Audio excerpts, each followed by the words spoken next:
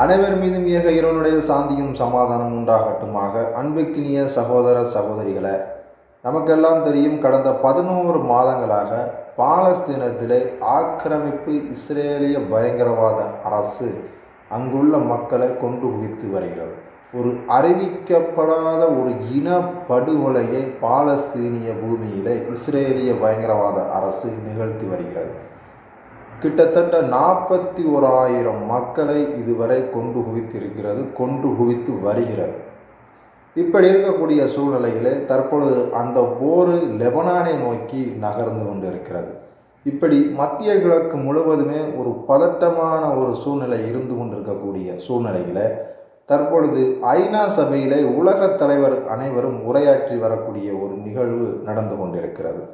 நமது நாட்டினுடைய பிரதமர் மோடி அவர்கள் கூட உரை நிகழ்த்திய ஒரு சம்பவம் நடந்தது. அந்த அடிப்படையில் பாலஸ்தீனத்தினுடைய அதிபர் அப்பாஸ் அவர்களும் நேற்றைய தினம் உரை நிகழ்த்தியிருந்தார்.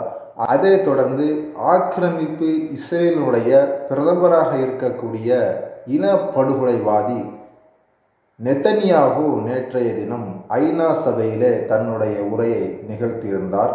அவர் உரை நிகழ்த்துவதற்கு முன்பே ஐநா சபையில் இருந்த மற்ற நாட்டினுடைய ஐநா மன்ற உறுப்பினர்கள் வெளிநடப்பு செய்த காட்சி தற்பொழுது நடந்திருக்கிறது.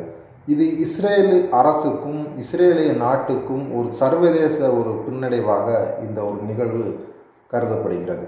ஏனென்று சொன்னால், ஒரு நேரத்தில் பாலஸ்தீனியம் என்றாலே தீவிரவாத நாடு, இஸ்லாமியர்கள் என்றாலே பயங்கரவாதிகள், தீவிரவாதிகள், பாலஸ்தீனிய பூமிக்காக போராடக்கூடிய மக்கள் அனைவருமே தீவிரவாதி என ஒரு வடிகட்டிய பொய்யை இந்த உலகம் முழுவதுமே இந்த அமெரிக்கா, இந்த யூதர்கள் ஒரு கட்டமைப்பை உருவாக்கியிருந்தார்கள்.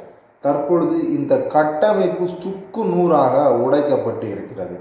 எங்கு பார்த்தாலும் பாலஸ்தீனத்துக்கு ஆதரவான அலைகள் நாளுக்கு நாள் அதிகரித்து கொண்டே வருகிறது. 90 நாடுகள் இந்த பாலஸ்தீனத்தை தனி நாடாக அங்கீகரித்திருந்தது இந்த யுத்தம் நடப்பதற்கு முன்பு.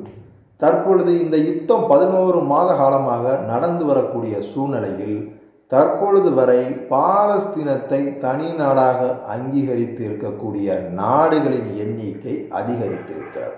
கிட்டத்தட்ட 140 நாடுகள் பாலஸ்தீனம் தனி நாடு, பாலஸ்தீனம் அது ஒரு தனி தேசம், இப்படி உலகம் முழுவதும் பாலஸ்தீனத்துக்கு ஆதரவான நிலைப்பாடும் பாலஸ்தீனத்துக்கு ஆதரவான குரல்களும் ஓங்கி ஒலித்து கொண்டிருக்கக்கூடிய சூழ்நிலையில் உலகம் முழுவதும் பாலஸ்தீனத்திற்கு உண்டான ஆதரவு நாளுக்கு நாள் அதிகரித்து கொண்டே வருகிறது.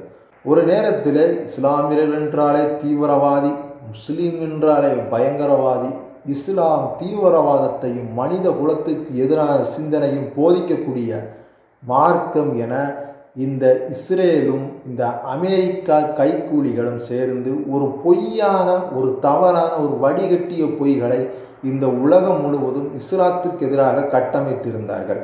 தற்பொழுது இந்த பாலஸ்தீனிய யுத்தம் மூலமாக அந்த கட்டமைப்பு சுக்குநூறாக நொறுக்கப்பட்டிருக்கிறது. முஸ்லிம்கள் என்றாலே யார் என்பதை இந்த உலகம் புரிந்து கொண்டிருக்கிறது. இஸ்ரேல் என்றாலே பயங்கரவாதி, இஸ்ரேல் என்றாலே தீவிரவாதி, இஸ்ரேல் மனித குலத்திற்கு எதிரான ஒரு நாடு. யுத்தத்தின் மூலமாக இஸ்ரேலிய பயங்கரவாதம், இஸ்ரேலிய தீவிரவாதம் என்னவென்று இந்த உலகம் புரிந்து கொண்டது. இறைவன் இந்த இஸ்ரேலிய பயங்கரவாதத்தினுடைய முகத்தை உலகத்திற்கு வெளிச்சம் போட்டு காட்டியிருக்கிறான். பாலஸ்தீனம் வெற்றி பெறும். பாலஸ்தீனத்தில் எத்தனை ஆயிரம் மக்கள், எத்தனை லட்சம் மக்கள் கொல்லப்பட்டாலும் பாலஸ்தீனம் இறுதியாக வெற்றி பெற்றே தீரும். அதில் எந்த ஒரு மாற்றும் கருத்தும் இல்லை. பாலஸ்தீனம் வெற்றி பெறட்டும். அதுக்காக நாம் ஜனநாயக வழியிலே போராட வேண்டும். இறைவனிடத்திலே கையேந்தி துவா கேட்போம். அஸ்ஸலாமு அலைக்கும் வரஹ்மத்துல்லாஹி வபரகாத்துஹு.